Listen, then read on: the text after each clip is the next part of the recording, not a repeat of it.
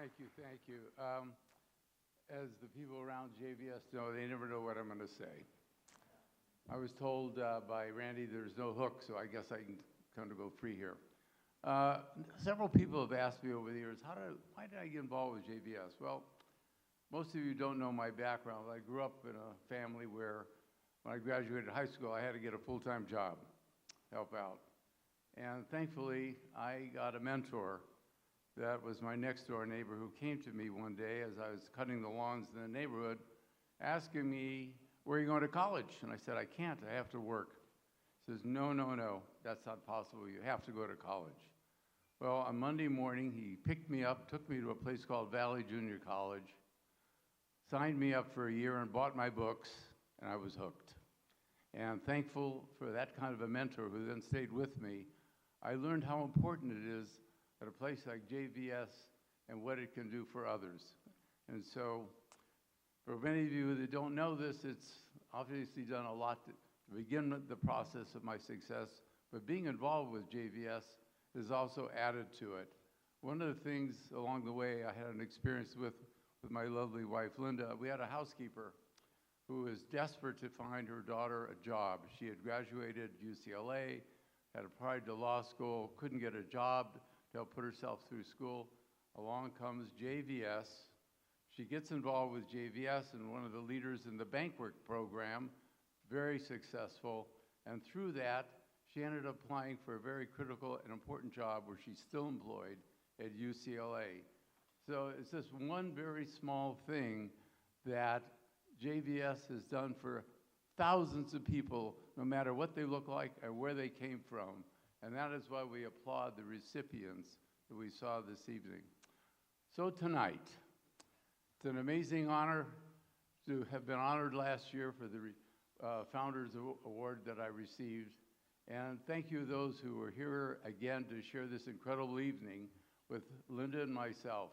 One of the best parts of the last year, besides getting the award, was my birthday, which they all sang to and of course got one of the most incredible cakes I've ever had in my life. So, thank you.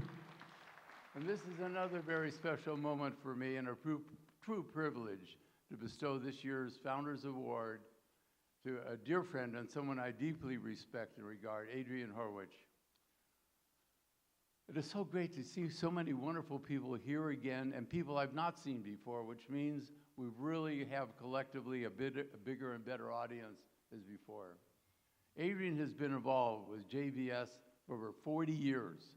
She was our first female board of director president and now serves as an ambassador board. How all this happened, I had learned during I was chair, and I knew Adrienne from where I was involved socially. She was looking to get involved with an opportunity like JVS, and I encouraged and got her to do so. And she was the first female in the history of JVS to be involved and to become one of the standards for future members of JVS. A Presidential Leadership Award recipient, she and her late husband, Elliot, also received JVS SoCal's Lifetime of Service Award, an incredible achievement that we can always thank you for. Active in arts, education, faith communities, Adrienne has an extensive history of volunteering across all kinds of different organizations in Los Angeles, including the LA County Museum of Art, which if those of you who haven't been there need to go. It's absolutely incredible. Virginia Robinson Gardens, many others, including the Council of the Library Foundation. So, it is with the greatest pleasure that we present the 2026 JVS SoCal Founders Award to Adrienne Horwitch.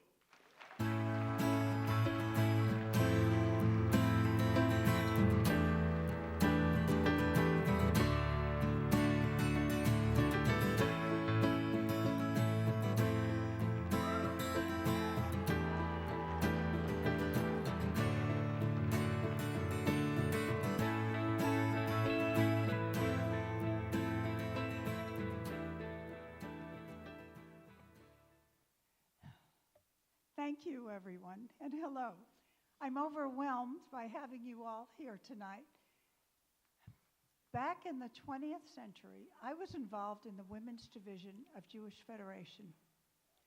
One day, someone came to me, told me there were practically no women on any of the agency boards. They handed me a booklet filled with descriptions of all the agencies and said, pick one. I chose JVS SoCal because my brother-in-law, my sister's husband, Rob, survived a car crash and he became a quadriplegic. And I had hoped I could find him something to do in employment.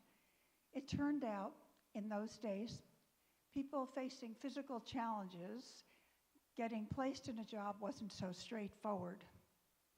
Thankfully, with Handcraft Industries and our sheltered workshop, JVS was part of the broader sea change that eventually saw the passage of the landmark Americans with Disabilities Act in 1990. And we continue to offer vocational services to the disability community.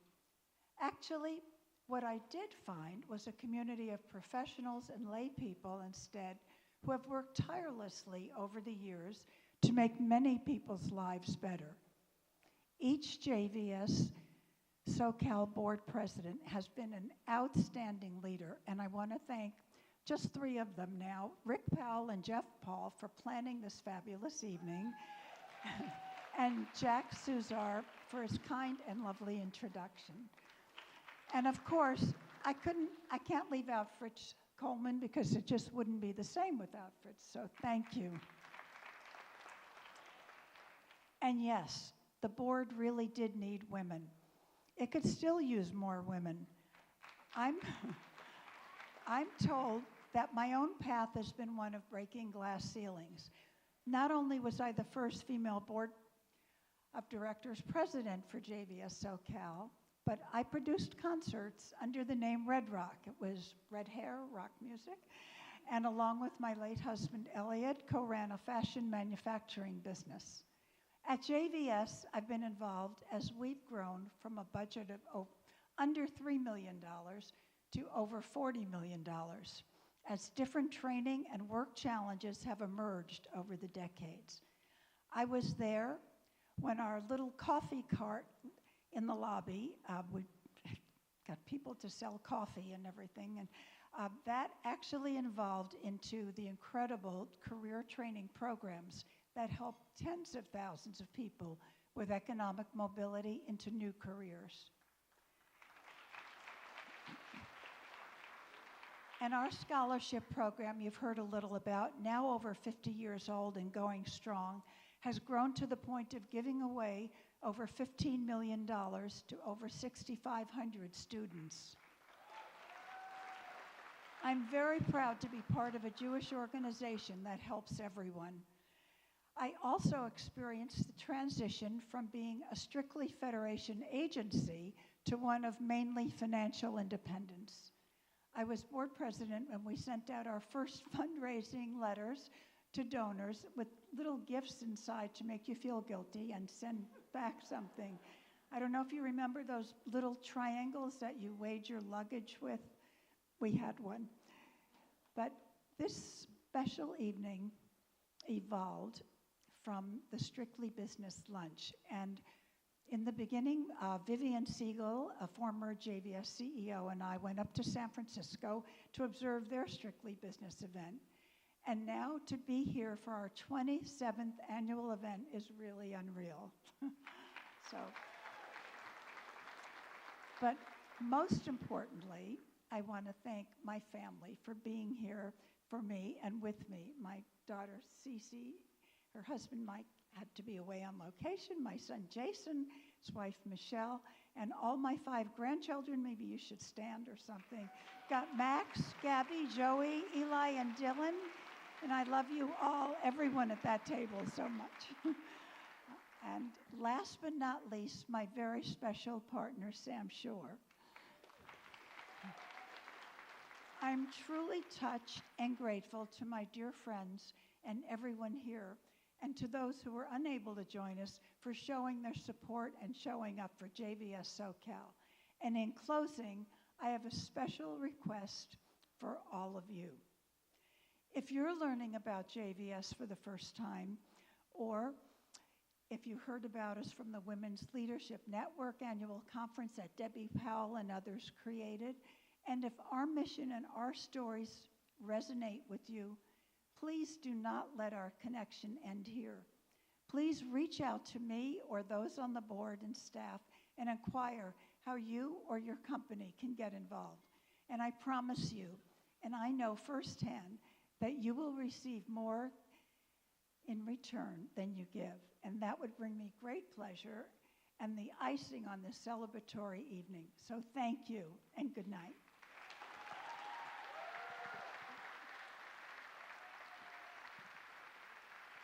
Ladies and gentlemen, please welcome JVS SoCal CEO,